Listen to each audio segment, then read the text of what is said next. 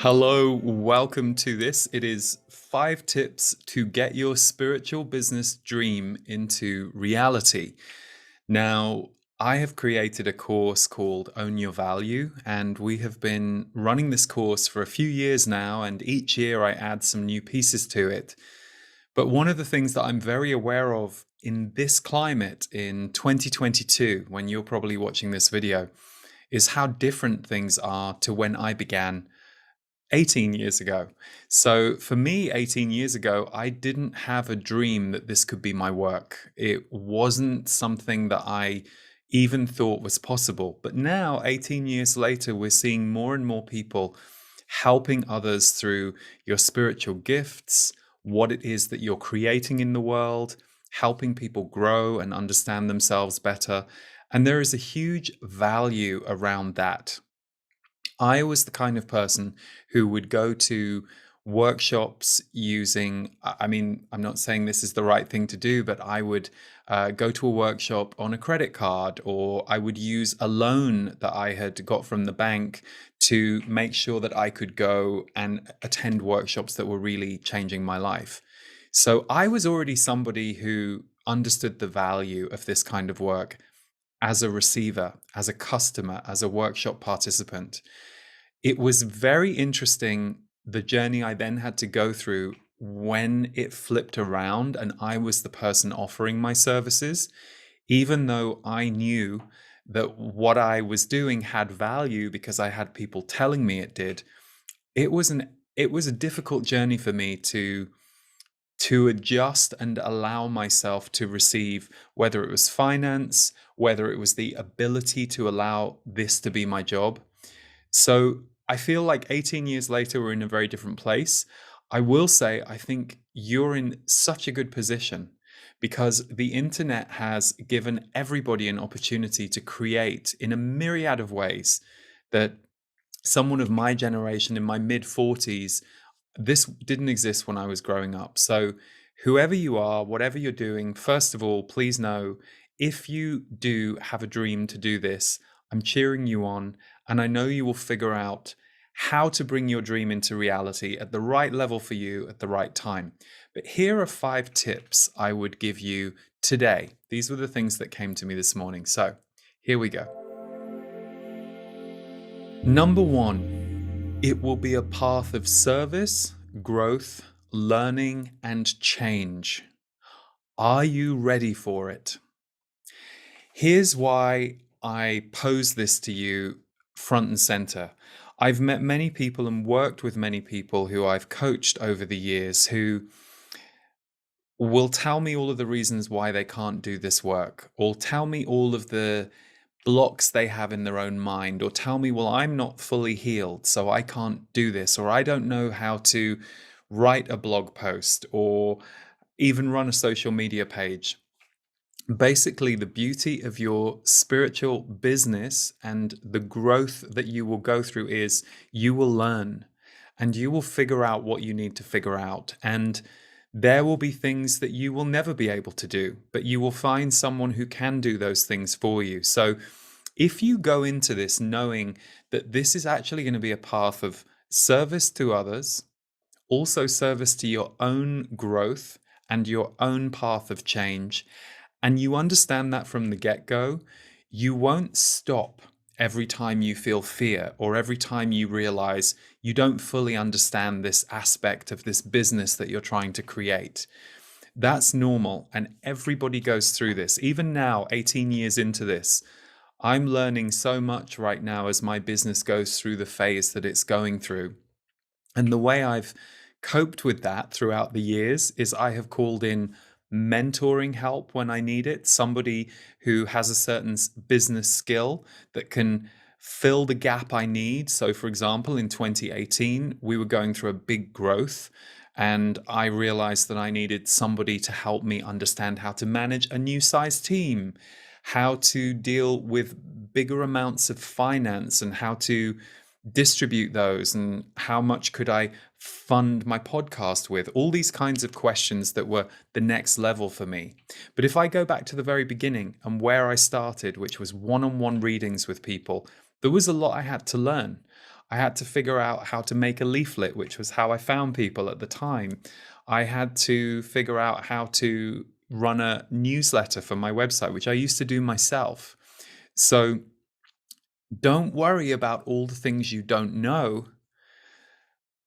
It's really important to understand that you're going to figure all of this out. And what you can't figure out either won't be necessary for you, or there will be someone else who can do it. But are you ready to walk into this and understand that you're going to change as a person? You're going to grow and learn things, and it will all support not only the customers and the clients and the people in the world that you want to serve, it will actually be a fantastic journey for you. So I ended up working in my passion area, which was self-growth and spirituality. And what I didn't realize when I started walking into it is it was going to be the best training for me as a human being. It was going to help me figure out how to navigate fear. It was going to help me how to care less about what other people think. It was going to show me that even though I'd had no formal business training, that with my intuition and my visionary gifts and my understanding about the things that I did know about, I would be able to develop and I would be able to figure things out. And along the way, I have met and worked with some wonderful people. I have a wonderful team I work with now, and I've also learned some really good lessons. So, are you ready for this to change you? And are you ready for this to be a path of growth?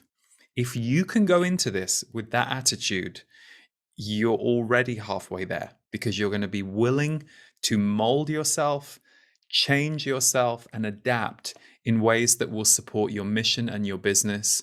And you're not going to be afraid that you can't do it. You're just going to know when you hit a stumble point, you just need to get some help or figure that out.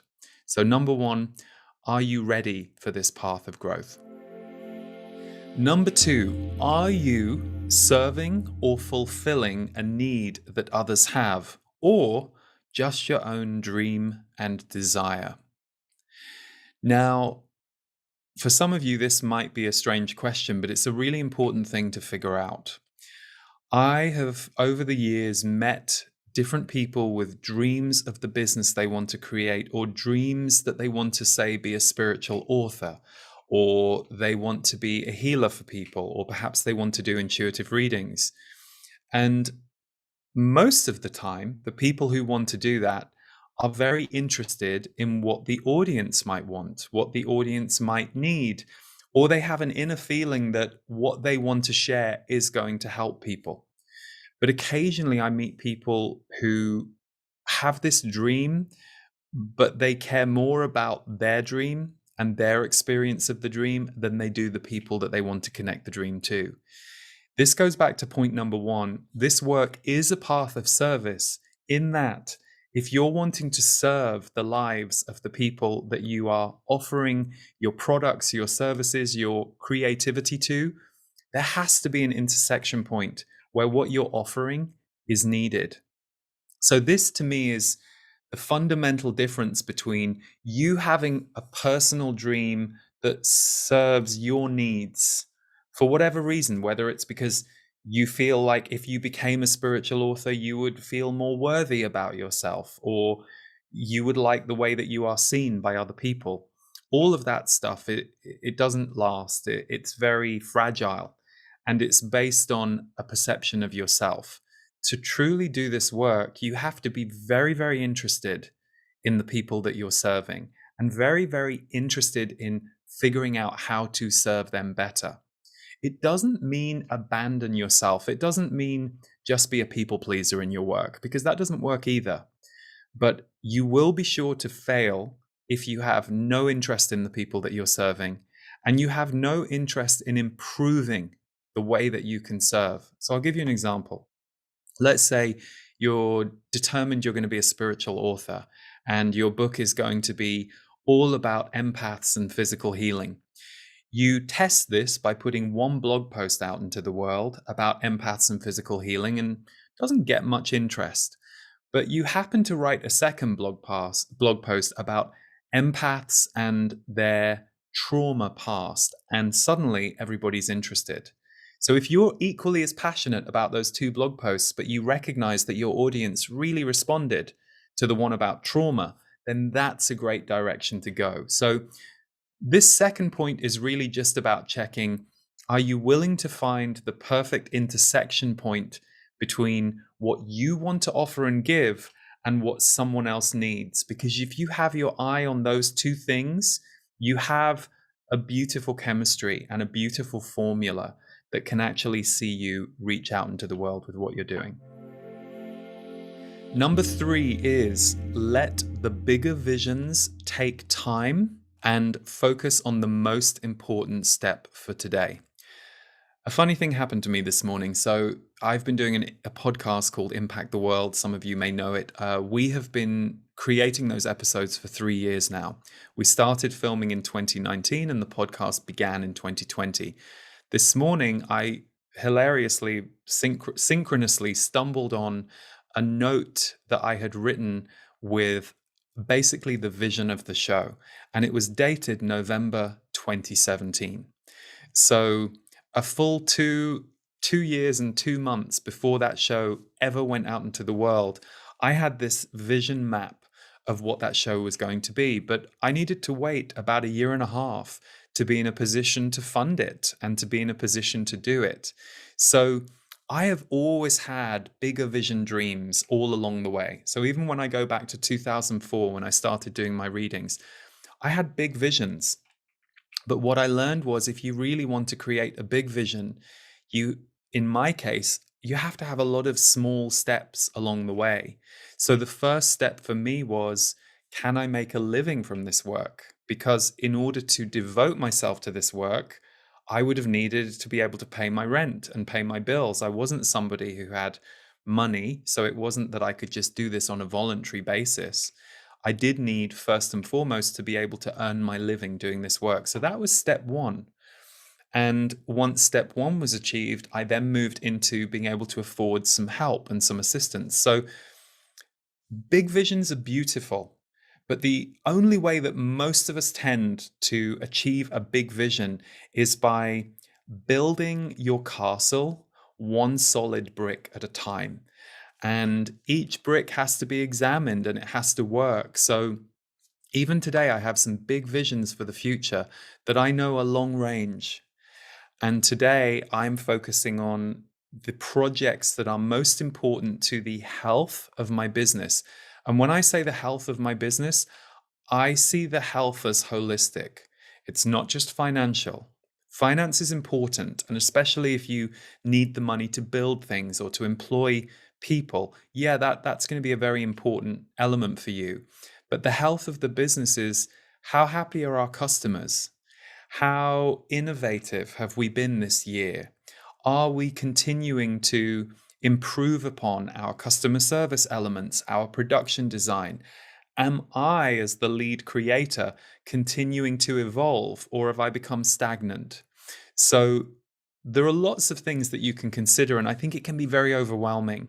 You can start to feel overwhelmed by your own big vision. But on those days where you feel either overwhelmed or deflated, what's the one thing today that you can focus on that works? If you wrote an article online and 12 people have liked it and 3 people commented on it, and one of the comments said, wow, this just lifted me today. I was having a rough day, but this article lifted me today. That's enough. And if you're doubting your mission or your vision, see that comment and recognize that lovely person has given you an energetic yes today, because that's really why you're doing it. So, by all means, have a big vision.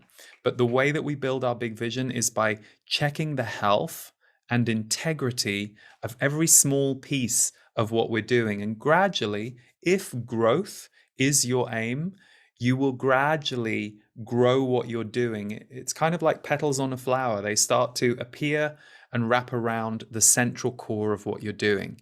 The central core of what you're doing will always be the mission of why you're doing what you're doing. And for most of us, it's that we want to make a difference in the world, because I, like you, am very grateful to all of the people who make a difference in my life on a daily basis, with the work they create, with the way they are as a person. So there's something lovely about being in that wheel.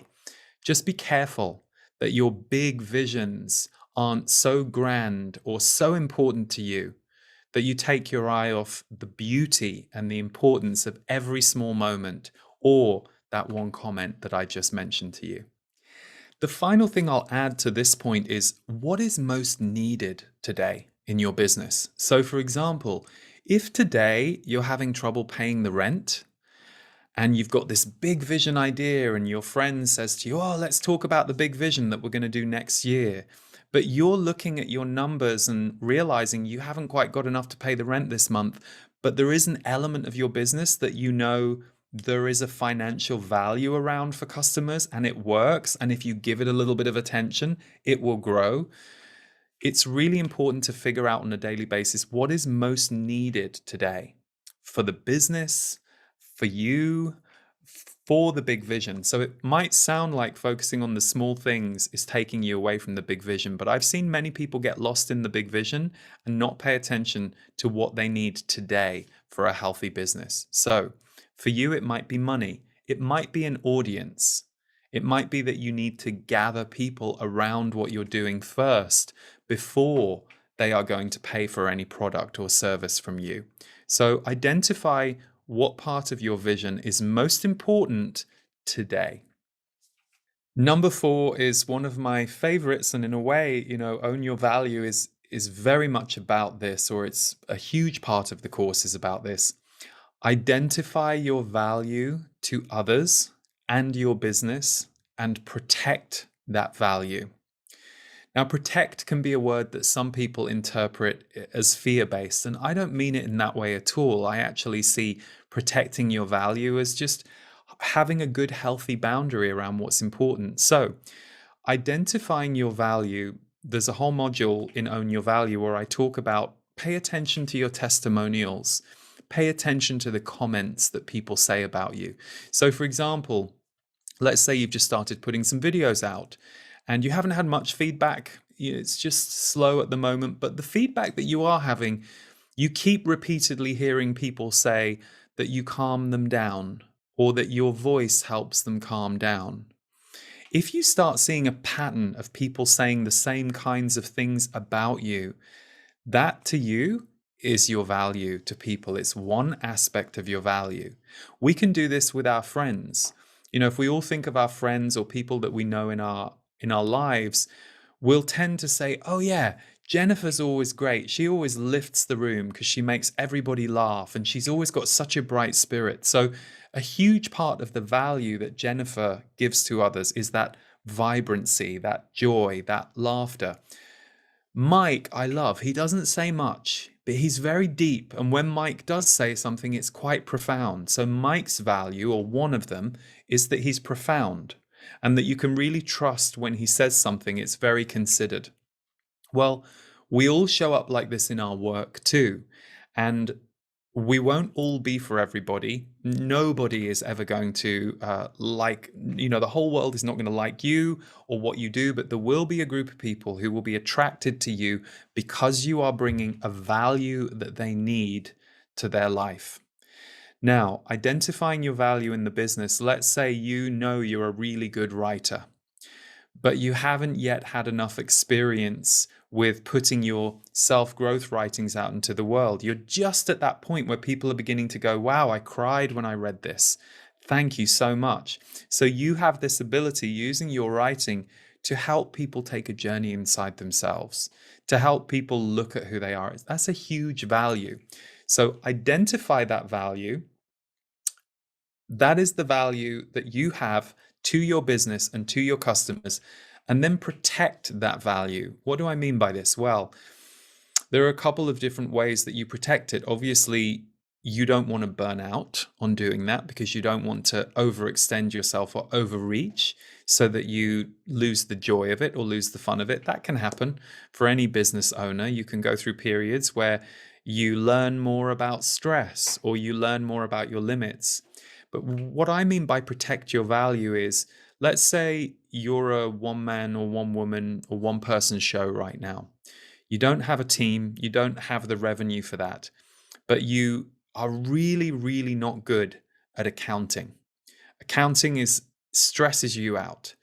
and you go off and spend 4 days trying to figure out your accounts at great stress to yourself, when you could instead have been using your value the way that other people value you, in a way that you offer a service to them that they are paying you for, or they are perhaps adding to your audience, which is the pool of people who might buy a service from you. You avoid doing what you're good at, and you do this other thing over on the right that isn't really your skill. You're losing value for your business. You're not protecting the value of your business because you're doing something that really isn't your wheelhouse. So you're not only stressing yourself out, you're costing your business time, energy, and probably money. So these are the moments when you have to identify, my value is over here on the left. I need someone who can hold the value over here on the right in the accounting, because that's just not mine. So I have identified that the most important person for me to hire, or the first person for me to hire, is the person who can figure out the accounts. Because with that stress taken off me and my energetic awareness that that's being well held, I'm protecting my value, I'm protecting my energy. I'm figuring out how I can continue to grow this relationship I'm having with the people I'm serving and do my best work. So, when you identify your value to others, you figure out what it is that you're giving to the world, you then find different ways that you can give that energy to the world that works for them, that lights you up or inspires you. And you also figure out where your skills don't lie, and you find people or groups of people to fill in those gaps. And number 5 is a really important one, and it's one that I think we can have resistance to. Invest in your business and invest in yourself and your well-being.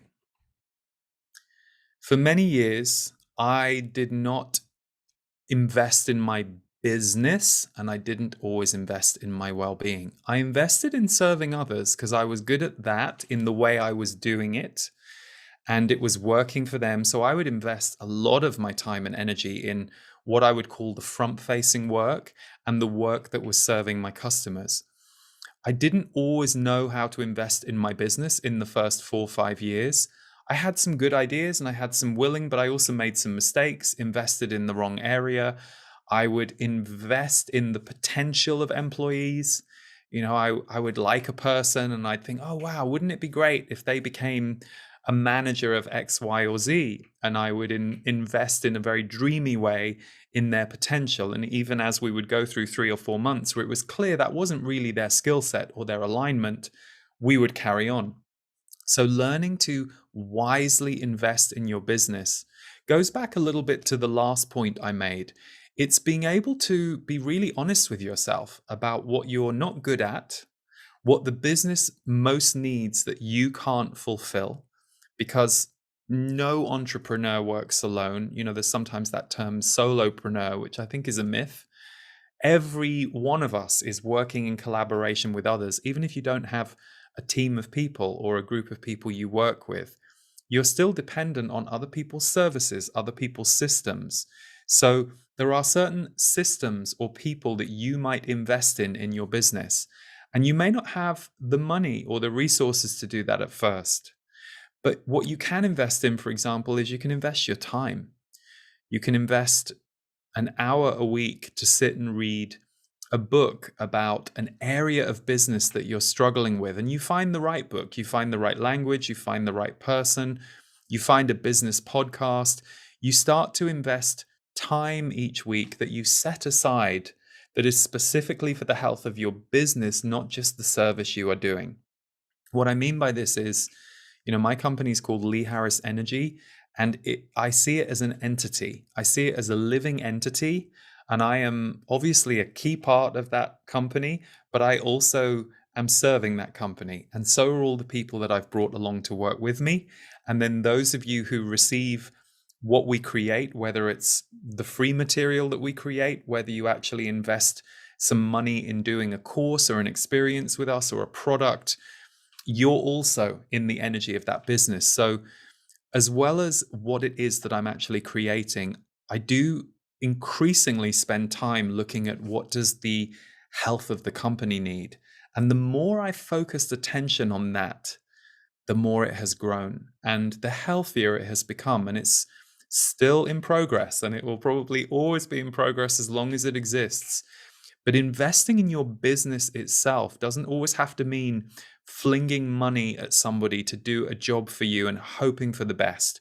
I've seen many people overinvest financially in what I would call untested employees, untested companies. Just a few months ago, I had a friend who was very disappointed because she'd spent thousands and thousands of pounds on this marketing agency that she thought was going to be the solution to her marketing. And I said to her, the problem is you just left them. And 3 months later, you were mad at them when they hadn't done what you thought they were going to do, but you weren't monitoring them along the way. So it's really important to not take your eye off the energetic health of your business. And again, to get help, to figure out where you want to spend money, where you want to spend time, where it might be really valuable to sit down and have a conversation with someone in your company and how that will add to the health and the well-being of the company. It's something I learned the hard way, and it's something that I'm much more focused on today. But equally, invest in yourself and your well-being. When you run your own business, you can run yourself ragged because for you, it's never closed. Potentially you can be thinking about it all the time. You're possibly, as the business owner, you're possibly the only member of the business who might be thinking about it all of the time. So you have to invest in your well-being, whether that's scheduling time off for yourself, whether that's making sure that you're feeding yourself with things that nourish you. Hey, when you start to do a bit better financially, maybe you schedule a massage for yourself every 2 weeks. And it might seem like a luxury at first, or it might trigger some of your stuff. I remember when I first booked a massage, I was like, oh, but actually what I realized was if my body was massaged and I was able to release through that massage, I was going to come back to work stronger, healthier, readier. So it had a complete knock-on effect on my well-being, and my well-being has a complete knock-on effect in my business. And the same is true for anyone who works for you. You'll keep your eye on how people are doing. And if people are in distress, you'll want to step in there and help them figure out what's going on so that not only can they show up and be their best for the business, but that they're the best that they can be for their life. Because at the end of the day, that's what it's all about. We're all here to try and not only improve the lives of others through the work that we do, but also to improve our own life, our own well-being, our own consciousness, and hopefully let that ripple across the planet. So these are just 5 fairly quick areas that came to me that I wanted to throw your way if you are considering turning your dream into a spiritual business. It's a beautiful journey. I wouldn't trade in even the hardest parts of it the last 18 years at all. And I'm incredibly grateful to be where I am today and incredibly humbled by the experiences that I've had along the way. And even the fact that I'm sitting here talking to you guys about this, it kind of delights 18 years ago me that this is what I'm doing today. So lots of love, everyone. Good luck. And if you would like to join Own Your Value, it's a really special course in that it's all about getting your mindset as aligned as your actions, because that's huge. And in all my time working with entrepreneurs, spiritual teachers, coaches, intuitives, there are certain key issues that we carry that are imprinted onto us as human beings, and they seem to be very common.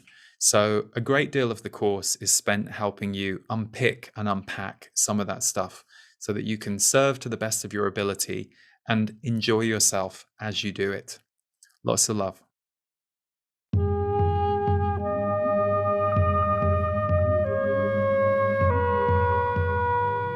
Hi everyone, I'm Lee, and I have been doing my work in the spiritual field for 18 years now, which blows my mind when I stop and think about it. Along the way, I have met many people who I have either coached individually or who have come to me to learn more about how to bring your spiritual gift, your healing gift, your intuitive gift into your work and how to have this be your work. It's a very interesting growth journey becoming somebody who works in this field. I've always said that my passion was spirituality, self-growth, and then when I started to work in this field, I realized that the growth path that I have been taken through in those 18 years has been incredible and has changed me, challenged me, shaped me. So one thing that I noticed in many people I was working with was this fear to own your value in this work. Either to think that you're not good enough, or to compare yourself to others, or to believe that it wasn't possible for you to take this gift you have into the world. And I am someone who has walked all of those steps, and I've worked with a lot of people around those kinds of issues. So I created a course a few years ago called Own Your Value, because this was one of the sticking points I noticed for anybody who wants to have a successful business life around healing. And business tends to be this dirty word, and money can have connotations for people. But if we can clean up our relationship to those aspects, we can not only have a career that fulfills us, but a career that does the good in the world that you would like to see it do. So we're all different and we all have slightly different goals.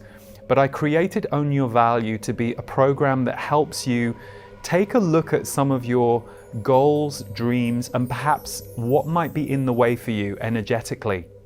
So half of the course really focuses on, I could say your mindset, but I'll say your energy set and what might be in the way of you moving forward. And then the other half of the course talks to you about how to bring your gifts into the world. Which areas might you wish to explore?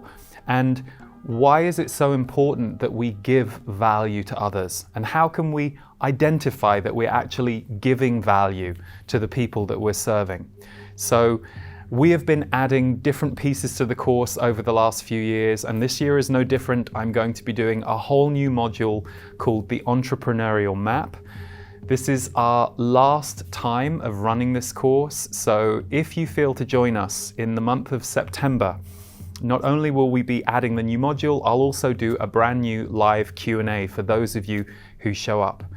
The thing about owning your value is only the rest of the world can benefit. So it's a journey well worth taking, and I hope you'll consider having me as your guide through the process, and I and my team look forward to welcoming you to own your value.